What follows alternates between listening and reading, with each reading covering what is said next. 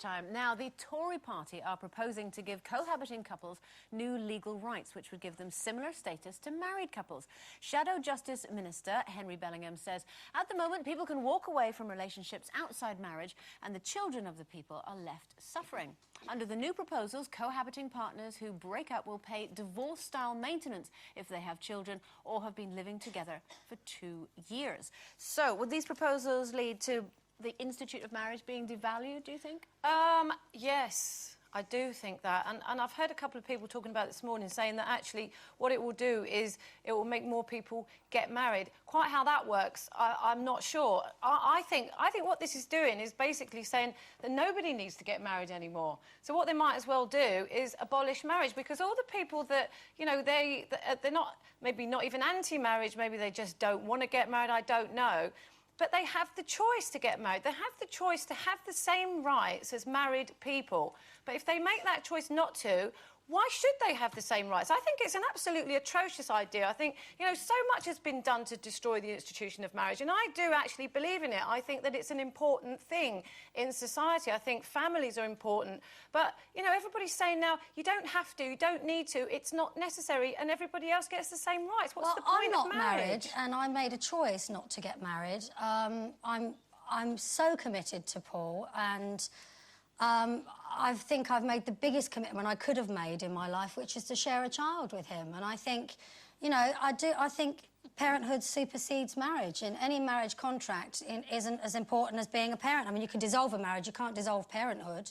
And I think if there are kids involved, then you should have equal rights. I think if you haven't got kids, then no. I think the biggest commitment you're making with somebody is to share a child with them. What do you think that you're the only one sitting here today that is you know, long-term cohabitee, as it were, you have a child together. What sort of difference do you think this legislation could make to you? Do you think it's a good idea? I think in part it's a good idea, because I think it would be nice for Paul to have certain rights because we're not married. For example, I think he should have equal next of kin. You know, scenario, we're in a hospital or something and something's wrong with Beau and they have to ask permission to do something medical to her, they would ask me as her next of kin. I think he has absolutely every right to answer that question as well. Well, get married then.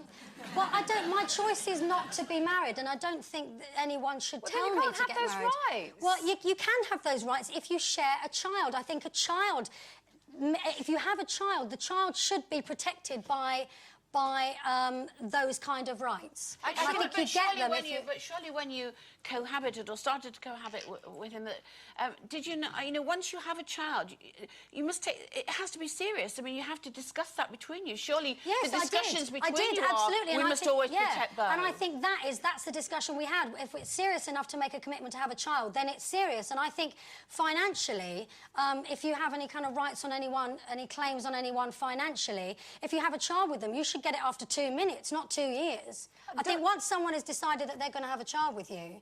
I don't know, because people have children in all sorts of different circumstances, and also, you know, the fact that you and Paul are obviously very sensible people, you know, it's admirable that if say, you did split up in the future, I'm sure it would be amicable and you'd work something out. But there are a lot of people, perhaps, who maybe do need some protection. Yes. Saying that, I think that it does take the element of choice away, because I think you do make a decision to live with someone, whether it's to just see how it goes or what have you.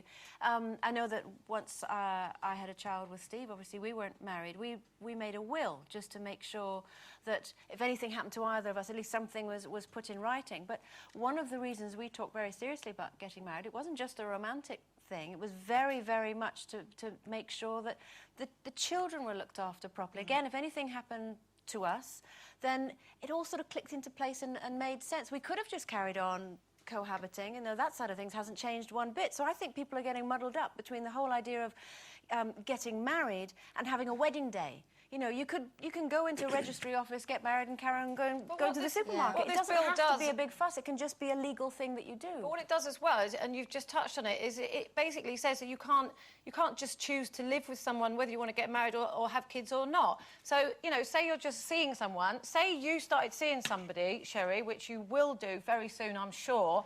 And just say you were, you know, you really wanted to live with him. What this is saying is that after 2 years, if you want to split up, he's got like rights to your to your money or whatever you had before. So and it's also, the same rule. it's also the other way. That is that wrong. when I was, there are kids involved. yeah, but it's when right. I was married for 25 years, and when we broke up, I never saw my husband again. He never sees his child. He never pays maintenance. He never does anything. So, you know, so there's rights and wrongs on either side. If you're married, it doesn't work. If you're not married, you make a life choice, stick with it, be sensible.